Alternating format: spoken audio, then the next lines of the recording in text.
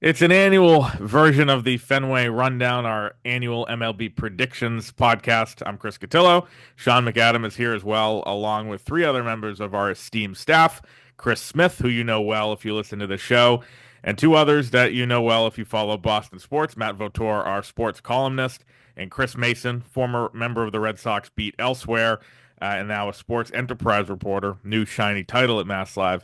So we have the five of us and we are going to go through a lot of categories today.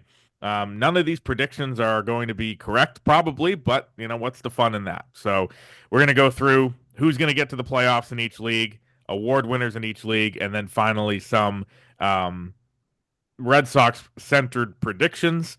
The reminder I gave off air is also important on air, gentlemen. Let's be fast. Let's be quick. People don't have all day to listen to these fake picks that we're making. All right. So we'll start here with the American League, the league in which the Boston Red Sox are in. The three division winners in the American League, the East, the Central, and the West. We will go in reverse order of age here and start with the experienced and esteemed Sean McAdam. What a thrill! Yep.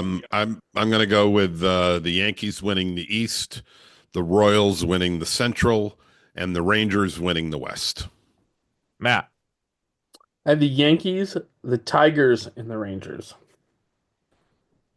Where does it go from here? Smith. I have the Yankees, Tigers, Rangers. Is that what Matt just said? I think we did. Yeah, we It have the is. same. Beautiful. And Mason, you've been given about 10 seconds to prepare for this whole thing. So what have you come up with in the 90 seconds since I told you you'd be on the show? O's, Royals, Rangers. And yes, Cotillo gave me maybe a minute and a half notice before hopping on here. So these are going to be freewheeling picks from me. We're, Yes, we're they gonna are. we're gonna run an asterisk next to all of your picks, just to remind people. I Uh, should say though, like as a beat reporter with Mason, like when he was a beat reporter on both the Red Sox and Patriots, he knows more about the other Boston sports teams than anybody. Like you that's follow true. Boston sports like freaking crazy. Yeah, no, I that is part of why I figured it would be like not that big of a leap to have him on. Not just I crazy, was freaking crazy. I was shocked when Sean gave his picks because as much as we talk about everything that we cover, we did not talk about these picks. I also went Yankees, Royals, and Rangers, and so I think that just So there's you're apologizing for having the same picks that I do. no, I'm not. I think Oh, I think they're smart. We're all very high on the Rangers. Sean, we're gonna go see them on Thursday, Friday, Saturday, and Sunday. Why do you like them over the Houston's and Seattle's of the world? yeah, I think I just think they had one of those off years last year. It was a hangover from the World Series a year before. I am cautiously optimistic that DeGrom may really help them. I think that some of the young players who struggled with either performance or injury or both are going to bounce back a little bit. I don't think it's a great division. I think Houston could well finish under 500. I am higher on Seattle, but I just think the Rangers are the best of a kind of mediocre lot. Yeah, we'll get into the AL East in depth, obviously, as we get going with this, and as the we get into the Red Sox picks. All five of us go with Texas. It goes three Kansas City, two Detroit. Matt, what intrigues you about the Tigers? Well, I like the pitching. I mean, and I like Scooble at the front of that, and I think I I'm intrigued by the possibility of Jackson Jobe, and so I think in that division, I think they've been kind of building in the right direction, and I think Torres kind of out of the New York spotlight. I think bounces back a little bit, and I like some of their. I like Riley Green. I like some of the young hitters in general, and I think this is kind of where they are in their development. And AJ Hinch knows how to win too, which I think is Yeah, big. Though that's, I, I I think did have Kansas City there. AL wild card. I'll start. We'll go in reverse order of how we just did. I don't have the Tigers in. I have your Boston Red Sox. I have the Houston Astros, and in my pick that everyone's going to either love or hate, the Toronto Blue Jays. Mason. Red Sox, Mariners, Yankees. Smith.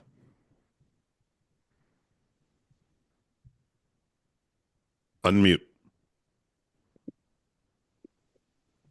Sorry. The I'm going to poor, the keep this poor, the on. poor editor who has to do this I'm every going to time you keep don't this know how to use a on. mic. I'm Go going to ahead. keep this on. I'm not going to mute again. Good. I have the Red Sox, Mariners, and Orioles. Matt? I have Red Sox, Twins, and Royals. And Sean. I have Red Sox, Orioles, Mariners. Oh, me and Sean were the same. Yep. Whoever wants to take it, Mason, Smith, or Sean, what um went into the Seattle pick? Smith, I'll go with you. Yeah, I mean, I know there's been some criticism on the team that they haven't, that they ha didn't upgrade their offense, but when you have five starting pitchers like they do and the depth of the starting pitching, I just look at that as, being a playoff team. So yeah, I mean, it's basically their starting pitching will get. I mean, we saw it for many years when the Rays were wild card, teams. They're just pitching wins, and that can overcome a bad offense. Although they should have done more, obviously, to Mhm. improve their offense. But you know what I mean. Yeah, I mean, I think it's the best staff in baseball by like a lot. 1 through 5, those guys are elite. 1 and 2 are super elite. I mean, that's why the Red Sox were linked to so many of their starters throughout the whole winter. Yeah, I, I like Seattle for that same reason. Obviously, starting pitching, and Chris Smith is right. They should have done more. They should have added a bat or two. I don't understand why they didn't, but I think the pitching is going to be enough to overcome whatever offensive deficiencies they have. So I like them second there. I Baltimore, I think, could have a very disappointing season, and yet there are so many mediocre teams in the American League and so few great ones. In fact, I don't think there is a great one. I'm having them finish third in the East and still winning one of the wild cards, and the Red Sox I have finishing in second ahead of Baltimore and getting the top wild card. yeah, I mean, for that reason is why I had Houston in the mix, just because, again, you go back to that, all things equal, they know how to win. They still do have talent, even with Bregman and Tucker and some of these others out of the mix. And Toronto, this is my big stand of the year where, if you look at the names on the roster, I think their win total projections too low. I know they're older. I know there's question marks. But if they are in the mix at the deadline, and it's Vladdy's last year, and it's Bichette's last year, they're going to go all in ways we've rarely seen before to improve that team at the deadline. I think they could be massively underrated, and I've been thinking that for a while. Anybody have thoughts on the Blue Jays at all? Yeah, I'm not nearly as high on them. I debated whether they were going to be fourth or fifth in my division picks. We'll get to that in a minute. Mm-hmm. I don't know that there's a guarantee that Bichette bounces back. I wonder about the distractions for Vladdy. I think their outfield is horrendous offensively. I think their starters are getting older. I think there are questions about the back end of the bullpen. I'd be surprised if they finished over 500, never mind winning a playoff spot. So they're not going to be in your ALCS, but that's where we will go next. We will start with Chris Mason, your ALCS, and your prediction on which teams match up and who wins and how many games. All right, ALCS, I'm going to go Rangers over Orioles in 7 games. Okay, Smith. I'm gonna go Rangers over Red Sox in 6 games, as I had the Yankees as the AL East leader, but or the winner. But I think the Red Sox with their pitching staff can make more noise in the postseason. Sean? I swear I'm not looking at Chris Smith's paper from the next row in the classroom, but I am doing the exact same thing. Texas over the Red Sox in 6. I think, as Chris does, I think the Red Sox are a dangerous playoff team if they get there because of the potential for their high-end starting pitching.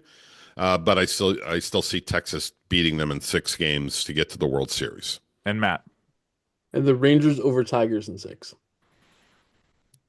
We all love the Rangers. This is really kind of a wild uh, grouping we have here. We go 5 for 5 on the Texas Rangers getting to the World Series. So, No Sean, chance it'll happen. no, Sean and I, they're going to roll out the red carpet for us when we get down there on Wednesday and Thursday. Welcome us with open arms. I have the Rangers over the Royals in 6, in large part because I think the Royals starting pitching can be elite. I think Witt, as we'll get to a little later on, is one of the best pitchers in the league, and I think the Royals are one of those teams that can take a huge step forward. All right, moving on to the National League. We will go back to the same order that we did the American League in. The National League division winners, starting with Sean. I have the Phillies, Cubs, and Dodgers. Matt. I have the Braves, Cubs, and Dodgers. Smith. Yeah, same as Matt. Braves, Cubs, Dodgers. Mason. Phillies, Reds, Dodgers. And I will go as chalky as well and go with the Braves, Cubs, and Dodgers. The Dodgers, obviously, the Dodgers are like minus 300 to win their division on like DraftKings and FanDuel, which is absolutely ridiculous. Mason, you differ from the group here. 4 Cubs lovers, and you have the Reds. Why? Is it because you had 2 minutes to pick? It's because I'm making this up as I go, and because I think the division is horrible, and I think Francona can like help raise the bar with that team. Maybe that's wishful thinking, maybe that's optimistic, but hey, you gave me 2 minutes to prepare. That's what I'm going with. I was tempted because of the Tito factor, because again, the 2 central divisions in both leagues are easily the worst of the 6. And it may be that the NL Central is even worse than the AL Central. It's not going to take much necessarily to win that division. In the end, I thought the Cubs had a little more talent. I like what they've done in the offseason, but I think Tito and the Reds can finish second and give the Cubs a run for their money.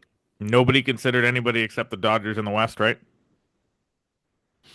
And then in the East, either Smith or Mason. Why the Phillies over the Braves? You want to go, Mason? I'm the one making this up as I go. You're the one that's supposed to have some logic. Come on. You're on What the you beat. got first. What would you ask? The Braves Phillies. over the Phillies over Phillies? the Yeah, Braves. I mean, I just think the Braves are just an overall good team. I know that's not great, great analysis, but yeah, I mean, I just look at it like that: hitting, pitching, yada yada yada, and I went back and forth with Philly and the Braves, and I had Philly in the wild card, but I you looked know, at the list wrong. You did pick the Braves. Sean, you went with the Phillies, right? Yeah, I did. They're all right. old or older, and that's an issue. But I just think their starting rotation is very deep. I think I think there's some unfinished business in Philly. Let's put it that way. And I think Harper has a big year, and Turner comes back, and I think they win the division. And well, I'll save my spoiler for later on. Yeah. All right. So that's what we have here. Go ahead. I think their window is closing, and I think they're going to be cognizant of that in the regular season. I think there's going to be an urgency there. Whether Yep. that translates to the postseason is a different story, but I think they're all aware of where they're at right now. Well, we go 3-2 Braves to Phillies, 4-1 Cubs to Reds, and all 5 have the Dodgers winning the National League West. Moving on to the wild card, I will start here. I have the Mets. And then in NL West, so we don't think these 2 teams have a chance of winning, I'm going with Arizona because I think the starting pitching is really good, and San Diego because they're a team that somehow finds a way in every year. Smith? Yeah, I have the Phillies because I didn't pick them to win that division. The Mets and the Diamondbacks. Matt? The Phillies, the Mets, and the Padres. Mason?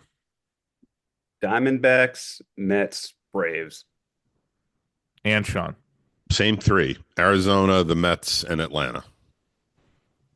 And we all had, I think, Arizona in this mix. Sean, what stands out to them about you? What stands out about them to you? Yeah, I mean, I think they would probably win almost any other division except maybe the NL East if they were elsewhere. It's their ill fortune to have to play the Dodgers 13 times and be in that same division. So I don't think anyone, that's kind of that glass ceiling. I don't think they can finish higher than second, but I think they could have 90 plus wins and be a team that's very much a handful in the postseason. And I like their pitching and I like their everyday lineup. And Matt, what about the Mets? I think I think with what they spend, with what they've kind, I like Soto obviously. I think that I think there's enough there that they'll find a way through. I agree. That's why I have them in the NLCS. To segue here, I have the Dodgers over the Mets in 6 in the NLCS. I know that's the same NLCS as last year. Concerns about the starting pitching. I know, Sean, you're big on that with the Mets, but I still think that they just have the talent to get there. Sean, your NLCS. Yeah, I have an upset mostly because I can't stand to be obvious and chalky here. So I have the Well, it would have Phillies. worked in the NCAA tournament, for the record. I have the Phillies beating the Dodgers in 7 in an upset because of Phillies starting pitching in a short series. And we know that as talented as the Dodgers roster is, there are no guarantees. So I'm going with the Phillies. Matt?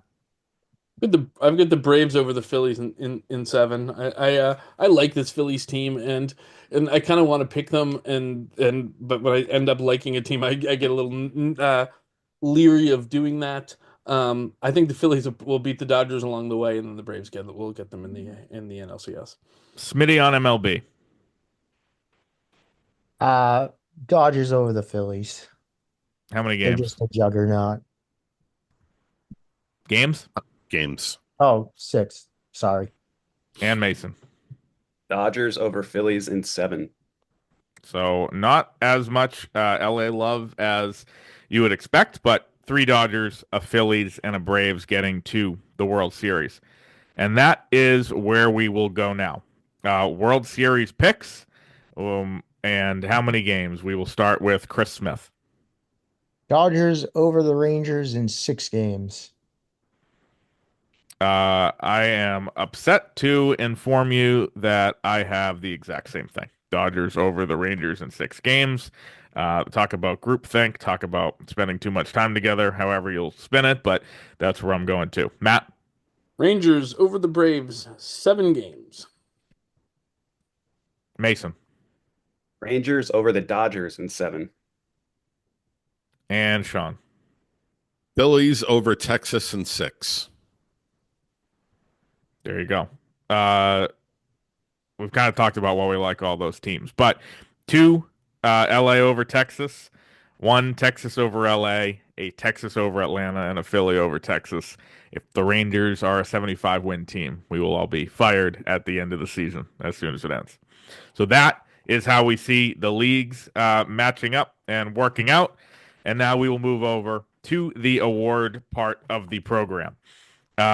We will start with the American League MVP, and I will start. We will go from me to Sean on this. I have here, as I talked about earlier, thinking the Royals are going to be good, thinking the Royals are going to make the NL or the ALCS. I went with Bobby Witt. He was obviously a top 3 guy last year, and I think he makes the jump even more in this year. Mason? I'm also going Bobby Witt. Smith?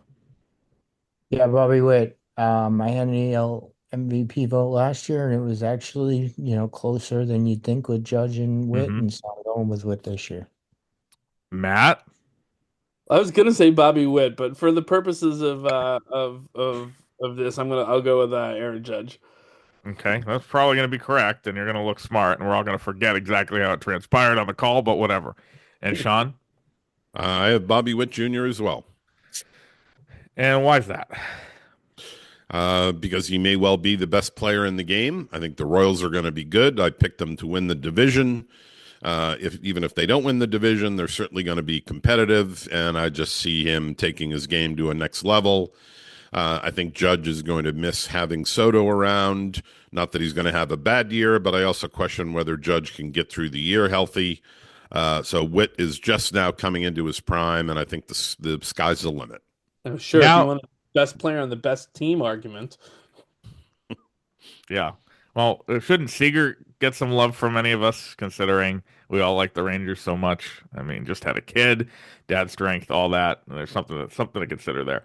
We will go now to the AL Cy Young. This is a litmus test of how much of a homer we all are, with a Red Sox ace being listed in the top couple.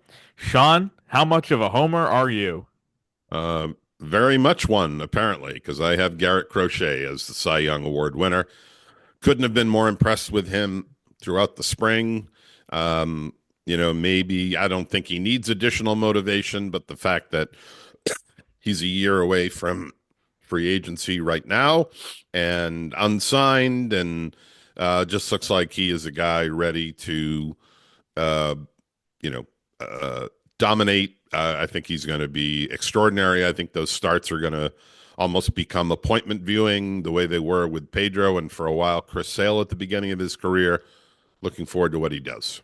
Yep. Come to the Fenway Rundown where the two co-hosts cannot get enough of the Boston Red Sox. Garrett Crochet, also my pick. For the record, this isn't like a big reach.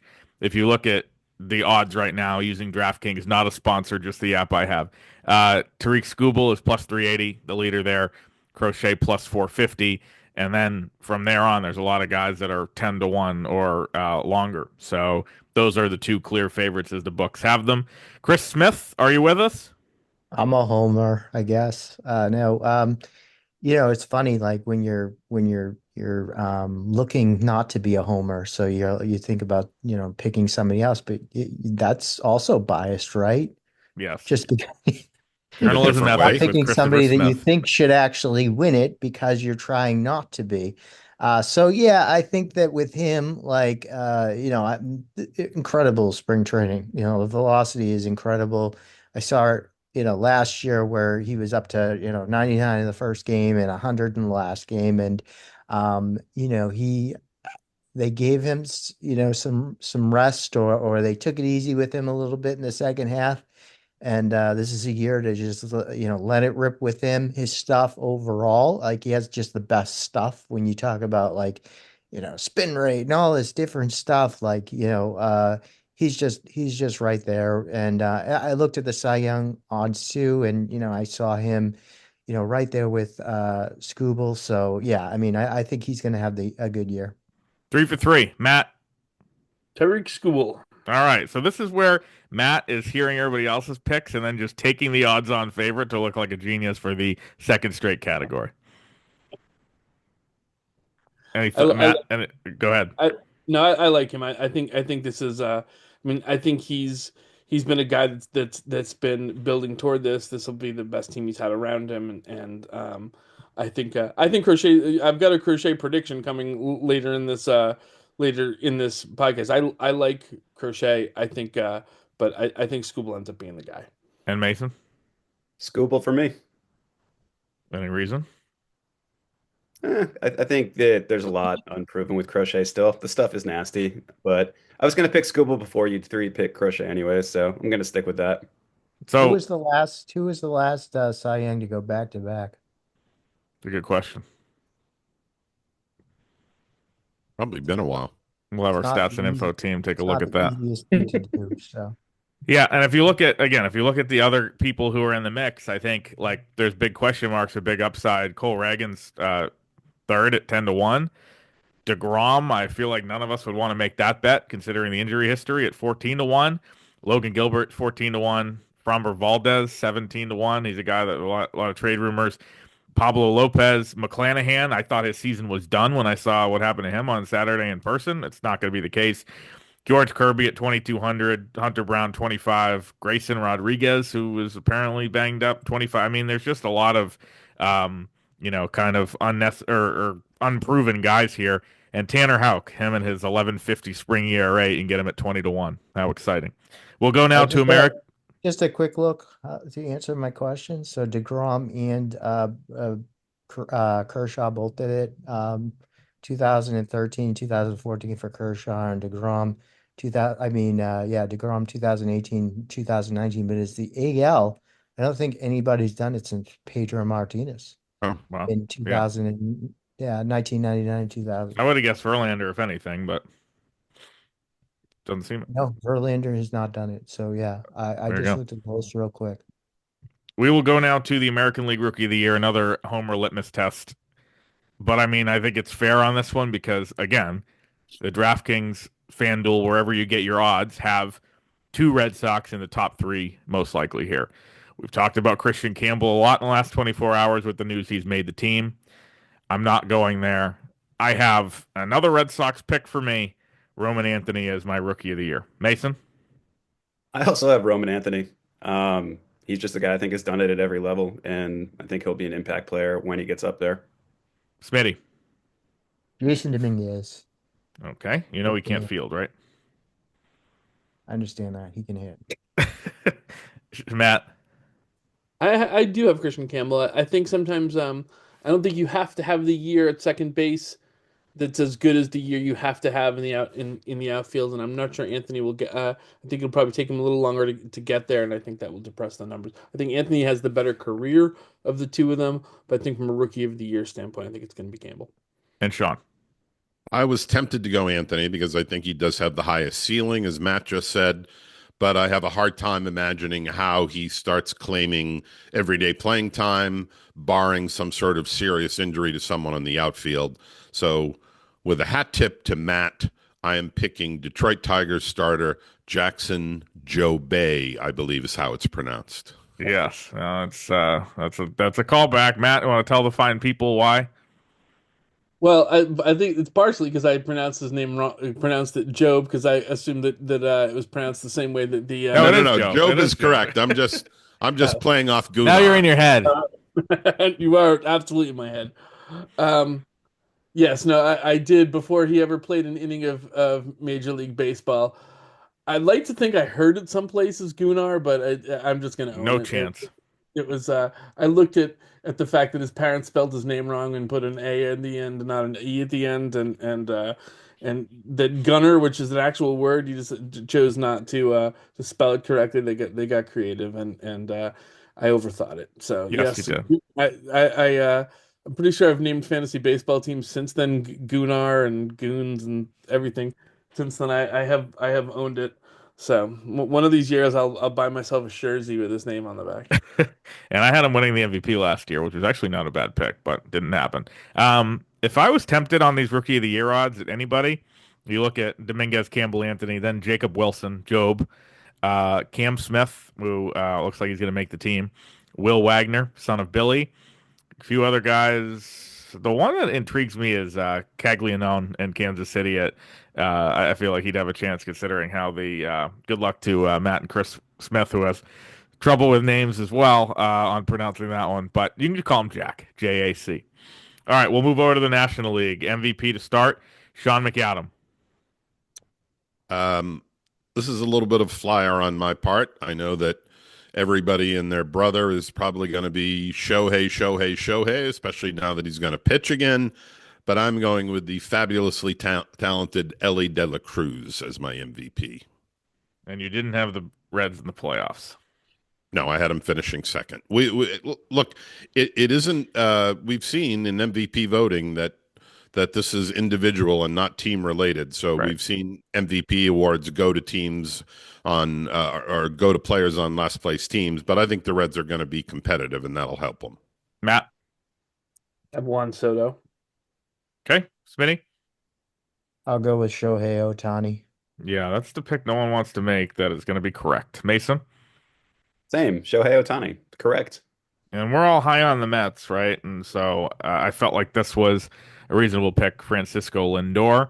If you look at the odds, Ohtani, then Soto, then Tatis. Reminder: You're the only one looking at the odds. I'm You're just the saying only it's a one good way to obsessing it's a good with way the to gambling site odds. again, we're just a disclaimer, we are not allowed to and we will not be betting on any of these because of our jobs, but it's a worthwhile thing of how, the smartest people in the world in Vegas are looking at how these guys stack up. Ohtani, Soto, Tatis, Mookie, who I feel like we all have concerns about considering what he's going through with this weird weight loss thing and not being able to hold food down. Um, and then Harper, Kyle Tucker, Sean's guy, Ellie De La Cruz, Acuna, then Lindor, and then the field. But I just think Lindor is, he's kind of proven it over time and a big market. They're going to be good. You can't hurt, all that type of stuff. Now for the National League Cy Young Award, I will start. I'm going a little bit off the board here. A frequent trade candidate we've heard a lot about, but he's still in San Diego. Dylan Cease is my pick. Mason? Paul Skeens. Okay. Smitty. Yeah, Paul Skeens. And he is the betting favorite. Matt? Corbin Burns. Corbin Burns. You think the Red Sox should have signed him then? And Sean? I'm rolling the dice a second time here, staying away from chalk and going with the guy who has just been unbelievably good this spring, Sandy Alcantara. Okay, and he's pretty far down these odds. Oh, okay. 20. Then I'll change it if the I'm just bookies saying don't agree with me. he's not a favorite. 25-1. Skeens, then Wheeler, who no one said. Chris Sale, none of us think he's going to repeat. Blake Snell, and then you get into the Burns, Cease, Glasnows of the world. But an interesting mix there. National League Rookie of the Year, Sean. Matt Shaw. Okay, Matt. Roki Sasaki. Smitty. Yeah, Sasaki. Yeah, just same as Matt. Mason. Bubba Chandler. Okay. And I'm going with Matt Shaw as well. He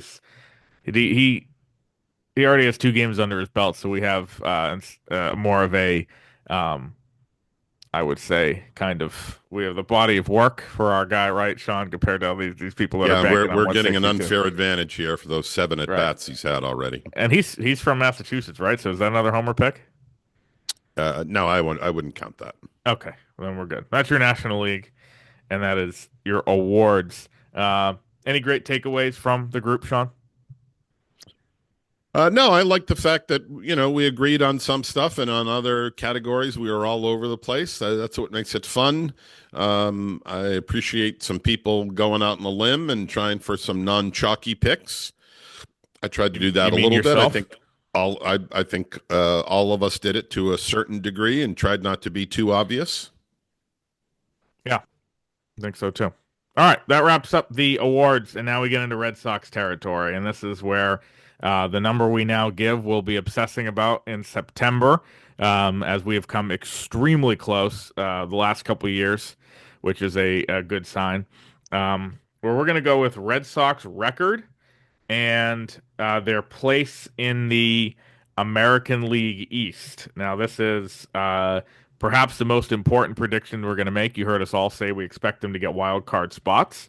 And so for this one, the number, and then we'll do the AL East, and then we'll do some explanations. So we'll start with Sean McAdam.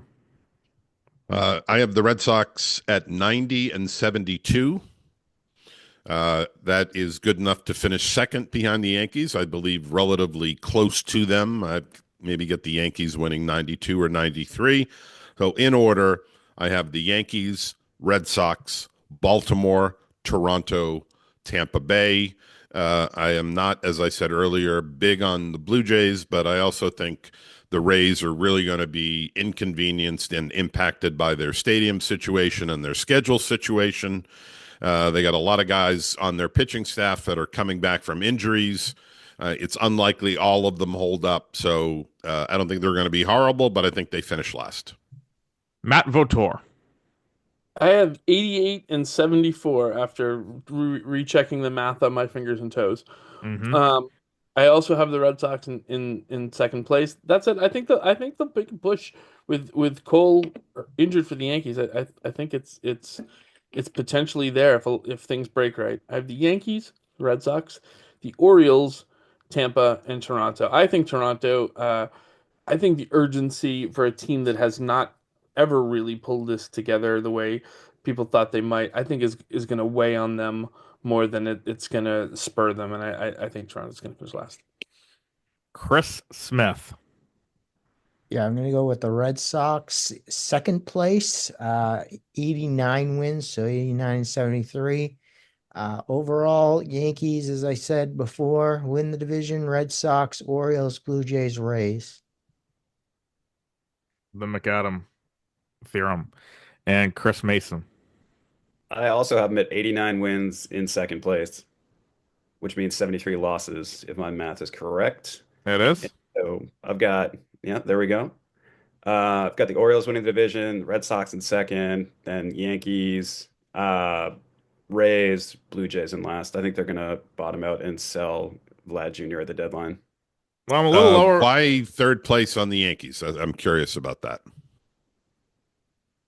I just think they're kind of like an aging roster. I think that the Cole injury is huge. I don't think you can overstate like what he was at the top of that rotation and what they're gonna like miss without him.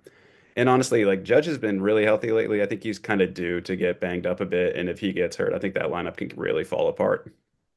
I mean, yeah, they're banking on, a lot of these pieces to work. Goldschmidt, obviously an older guy, and um, Bellinger has been an up and down guy in the past, and so I think there are some question marks there. For me, I'm a little lower on the Boston Red Sox than everyone else in terms of win total, but not in terms of where they finish in the division. I'm going to go with 87 and 75, which I believe the math bears out. Um, I think it could be anywhere in that 87 to 90 range. We're all in, depending on health. While I do have Crochet as my Cy Young winner, I think there are obviously, he does not have the body of work and he's not a sure thing. I think the Red Sox should be really concerned about Tanner Houck. I think if you look at his previous springs in which he's been bad in the regular season. When he's been good in the spring, he's been good in the regular season. And I think that the other day was a very alarming sign. And you add that to, not knowing what you're going to get out of Crawford. Giolito more than a question mark than ever. Bueller, there's question marks there. I think the rotation went from looking really good to looking really shaky very fast. And so for that, I still think they're going to be really good. I still think they'll be in the mix, but I have 87 wins and not 90, as Sean did, or 88 or 89 like the other guys did. In the American League East, I have the Yankees. Then I have the Red Sox. Then I have my Toronto Blue Jays, followed by the Orioles. I just think that when you're patching the rotation together, no offense, Mason, on your division pick with Kyle Gibson and Charlie Morton in the last minute, I mean, you're asking for a lot. And so that's why I have them fourth, but I could see them finishing first. It's that close. And the Tampa Bay Rays, for the reasons Sean outlined, finishing fifth. In Toronto, I outlined the reasons why I like them a little bit more than everyone else. I think that, they have, still the good starters that could show you a lot, even if they're a little older. Santander, I think, is going to be really good there. Maybe I think he's the best player in the world because of the way he hits at Fenway, but maybe not. And I think that they have a chance to be a good team. So that's that. Any thoughts on any of this from anyone? Yeah, I mean, I respect Chris's pick of the Orioles because there's a lot of Chris's talent pick of on the that. Orioles. Which Chris? So there's three. Sorry, Mason. Chris Mason. Well, he was the one that picked Baltimore, so I Yeah, thought that that's was true. kind of obvious. No. The everyday position players are good, getting better, but this is on ownership. David Rubenstein was supposed to be their savior. He was supposed to come in and spend at least a little. They have not done that. They did not put up much of a fight to retain Corbin Burns. They replaced him with a 41-year-old Charlie Morton. I don't care how good he is. The key there is 41. They bring in a Japanese pitcher, Sagano, who is a kind of soft tosser. It's hard for those guys to win in 2025. With a little bit of effort, I think the Orioles could have made this a really tight three-team race. I just don't see it. I think their rotation is full of holes, and it's their own fault for not spending commensurate with the rest of their talent. And who's starting on opening day? Zach Eflin, right? I mean, he's good, but it's not elite. Yeah, but he's like a 3 or 4 guy. Right. So, I mean, I agree. That's kind of why I have them where I do. We will go now to Red Sox MVP. There's a lot of different ways this could go. And we will start with Sean. I have Garrett Crochet. I think he's that much of a game changer. I think he could threaten the 20-win total threshold. I don't have any concerns about him physically. I think he can go from 146 plus innings to closer to 200. He's a huge, strong guy. I think he'd be able to handle the workload. He's a couple of years removed from Tommy John. Take the reins off. I just think he's going to be dominant. I picked him for the Cy Young, and so because of the importance of pitching, he's also my MVP. Yeah, and I have the next category is Red Sox Pitcher of the Year, so I'm not even going to call on you for that. Fair? Right. That's obvious. Yes. And Matt. I have Tristan Casas. I was trying to think of somebody that I think the Red Sox are gonna be. I think they're gonna take a step forward this year, as we've all kind of indicated. I think him taking a step forward becomes a big part of that. I think that I think the situation for him coming into the year is better than it's been. I think he's been through it enough. I think this is kind of a natural time for him to take a pretty good step, and I think he will. Chris Smith. I'm gonna go with Devers. I think that he's gonna thrive in the DH spot. Nope. Why do you think? I Let's think he's. let's I think. I think he's. I think there's going to be some carryover here early. But go ahead. Yeah, I know. I think that I mean JD, I'm not comparing the situations, right? But JD Martinez said that he wanted to play, and he did play some outfield his first year, but and he actually got a silver slugger both. But I mean, people say all the time too. I know you're talking about the attitude thing and all that, but people say all the time, like, oh, the fielding helps you as a hitter and that and that. But I mean, he'll get a routine down as a DH and he'll run with it. So I mean, I think that the fact that he's not diving for balls at third base. I mean, he'll play third base sometimes, but he's not. You know, it's less risk of injury. And we saw those numbers like last year tail off considerably when he had the shoulder issues. Hmm. And one of those shoulder issues was due to defense. One of them was swinging in spring training, but injuries happen more often in the field. And if he's a completely healthy guy hitting, I look at that and I say, he has. I'm not going to say he's a Hall of Fame David Ortiz, but he has that David Ortiz, potential right there. I agree with you on the points about the health, and Sean and I have talked about this on the show before about like, there's some people that say, "Oh, playing the field keeps you more athletic." To me, like for a guy that's not super athletic, and just kind of point blank, I think keeping him off his feet and keeping him out of the field is probably smarter in terms of that. I think the way this has gone is going to sink his April and May. And I don't know if he's going to be horrible, but I don't think he's going to be where he normally is. And I think the shoulders and the weird lead up and everything, I wouldn't bet on him out of the gate, and for that reason, I wouldn't go with him for MVP. Sean, I don't know if you Yeah, have thoughts on I that. totally see Chris Smith's point about preserving the body and keeping him healthier, but I do wonder about the mental aspect of how he adapts to the DH routine and how does he stay engaged in between at bats, and that usually takes a little time to adjust to. He has done it only sporadically. The numbers are not great. I mean, but we're talking about, I don't know, I think it's 70 something at bats, so I'm Yeah, not no, they're pretty reading good. too. They're kind of in line with his career numbers. I thought they were off from his Oh, I don't position know. player I thought they numbers, were all but right, but whatever. I do worry about his frame of mind and what that's going to mean for the first couple of months and how he adapts to the new routine. Yeah, yeah. And again, like It's I said, focus just questions with that. I think with Yeah, Devers going into this season, and I think Chris's point is why Devers might be their MVP next year. But I think Chris Cotillo's point is why I'd be concerned about putting him there this year. Mason, your pick for MVP. Alex Bregman, I think he's going to be productive on the field, but when you say most valuable player, I think his value is going to extend beyond that. I think Hmm. he's going to be an important clubhouse presence for them and a team that like really needs one of those. Yep. So if they take a step forward to become the playoff team that we've all predicted them to be, I think Bregman is going to have a huge role in that behind the scenes. I could see that. I also, I'm going to go with Matt's pick here. I think Tristan Casas is due for a huge year. The Fenway Rundown sometimes can be deemed the Tristan Casas versus Jaron Duran debate show between the way Sean and I talk about these guys. I think Casas has all the talent in the world. The ceiling, if he's healthy, I think he can have a monster offensive year. I've been saying one of my predictions not going to be in the three bold ones that we're about to have, but that Casas has a better year than Duran. I think Duran's going to backslide a little bit. Not maybe to plateauing, but it's be hard to reach the year he had last year, and I think that's notable. None of us had him as the MVP after he pretty much was a year ago. So Tristan Casas is my pick.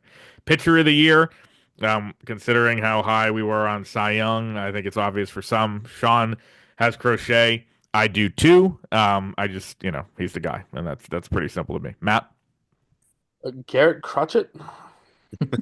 I believe I've heard him pronounced in a press or announced in a press box under that once, or Crockett. Yes, Garrett Crochet is. It would be the other predictions wouldn't make a ton of sense if for him and the Red Sox in the playoffs and Red Yeah. Sox didn't make a step forward if he's not ready to do that. Mm-hmm. Smitty? Yeah, I mean, I can't go with him being the Cy Young and I was not gonna being. say. There you go. So there you go. Garrett Crochet. Mason, this is where, without your planning, it's already 4 on one side. Do you want to be different? Are you feeling left out? Like, how do you square this one here? Drum roll. We're going 5 for 5, Garrett Crochet. Yeah. You can try and get cute with this one, but it's not worth it. Crochet is the right answer. Yeah, I mean, like, I just the other rotation guys all scare me too. Like, that's the Yeah. other thing. So if like Hauk was an all-star last year, I just talked about how he makes me nervous right now. Bueller, same thing. Giolito, same thing. Bayo, hurt. Crawford, hurt. And the relief picture is scary as well. Like, we've had this debate on here before about last year in spring training, who's the second best player in the Red Sox. I think we figured that out a year ago. Now it's who's the second best pitcher on the Red Sox. And I think the gulf is pretty large. All right, moving along. 3 Red Sox predictions, including a bold one. This is kind of the fun part of the show. You've heard our records. You've heard who we think is going to be good, who we think is going to be not as good. And so I am going to start. Going off of my who's the second best pitcher on the Red Sox prediction, I am going to say this. While we are confident Aroldis Chapman will be the opening day closer 3 days from now, or I guess whenever this airs, 1 day from now, we're recording it on Monday. Secret's out. Garrett Whitlock is going to lead the Red Sox in saves this year. I think he's going to emerge as the guy, either in a multi-inning role early or in a single-inning role late. He's an elite reliever when he's healthy, and I think he will be the leading them in saves. Number 2, and this really fits my preseason or pre-2025 predictions. By July 1st, Ceddanne Rafaela and Masataka Yoshida will not have roster spots with the Red Sox. That date could be moved up even a little bit more, but I think by that point you have Anthony up. If you want Meyer up, maybe you have to play Campbell in the outfield, and I think Yoshida is, I mean, right now completely a bizarre case. Of course, we'll get into that in other pods. And Rafaela to me is the odd man out. Whether he's back in Worcester to keep his development or whatever. I know that is not something, and I think people are high on him. He had a good spring offensively, give him his credit there, but it's one. And the third one is they make a big deadline splash at catcher, because that is, I think, the weak spot on this roster. And a lot of you love the Phillies. I think they might sell off. And the guy that I'm saying, wild card, crazy deadline edition, JT Realmuto as a rental to get them over the top of that position. So that is bold. That's what we're here for. My trusty co-host, Sean McAdam, is next. Okay. The closer in August and September is not currently on the roster. I do not subscribe to the Garrett Whitlock theory. I think Whitlock is going to be a very useful and valuable guy, but if he's closing for them, they have trouble because he doesn't have enough swing and miss to keep the ball out of play. They are going to need to trade for a more established closer. I think Chapman's going to be up and down. I'm not sure what they're going to get out of Hendricks. And as I said, I don't think Whitlock has the closing stuff to do it, which doesn't mean that he can't be a very valuable part of the bullpen. That's one.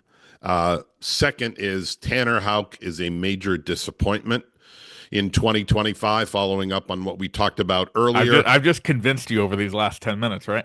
No, it was written down. I try not to take my cues from you. Thank you. I just think there are danger signs. Again, the swing and miss capability is not there.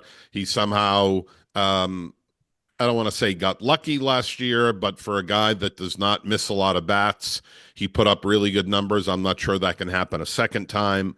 And 3, and this one's for you, right up your alley. Not only is Ceddanne Rafaela going to be on the roster for the entire year, he is going to have a monster season, and he is going to be the most improved player on the club. We are seeing the benefits of him being more selective at the plate. We already know he is an elite defender in center field. He has the speed to steal 30 bags. I predict his home run total goes over 20 this year, and he is going to be the breakout star of the 2025 Red Sox. I'll concede that the range of outcomes on Rafaela is bigger than any other team, any other player on the roster, but I'd like to go with my prediction still. And to your second point, just to fill in a blank, Cora was really pissed about Houck yesterday, and this kind of went undercovered and everything else that happened. The facial expression he gave when talking about Tanner Houck's outing and his pitch selection, he said it was horrible. He did not mince words. For a guy that he seems to really have liked over the years in Houck, he Mhm. was really pissy about it, and I thought it was strange. So there was something weird going on there. I don't know what it is exactly.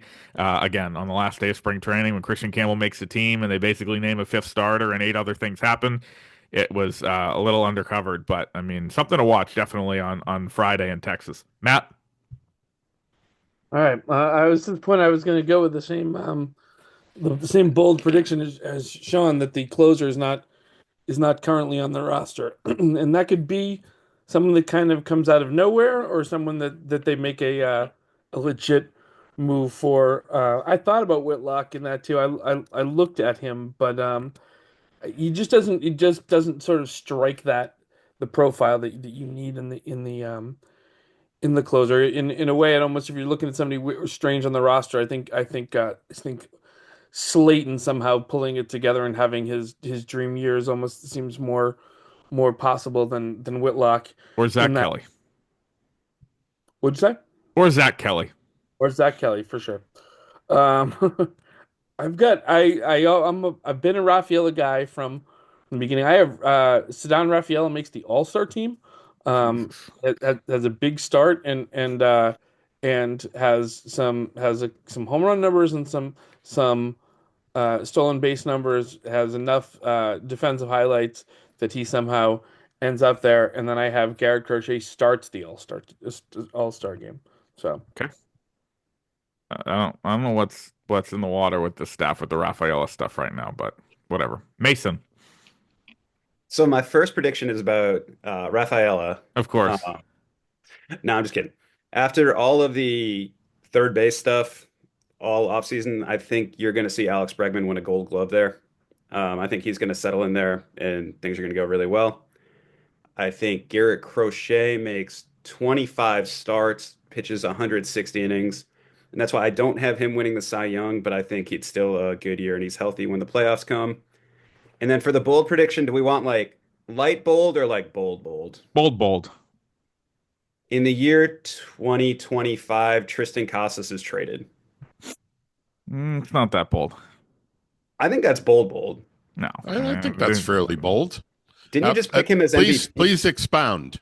Didn't you just pick him as MVP, Cotillo? Is that not bold to go in the Yeah, opposite but the Red direction? Sox also just spent the whole winter trying to trade him. So, I mean, And that is why, that is the genesis of this bold prediction, is that I think his name has popped up in so many trade rumors that it gets to the point where it's like, all right, where there's smoke, there's probably fire at some point. So my bold prediction is that they move him, and then ultimately that whole third base conundrum is settled if they make Devers play first base too.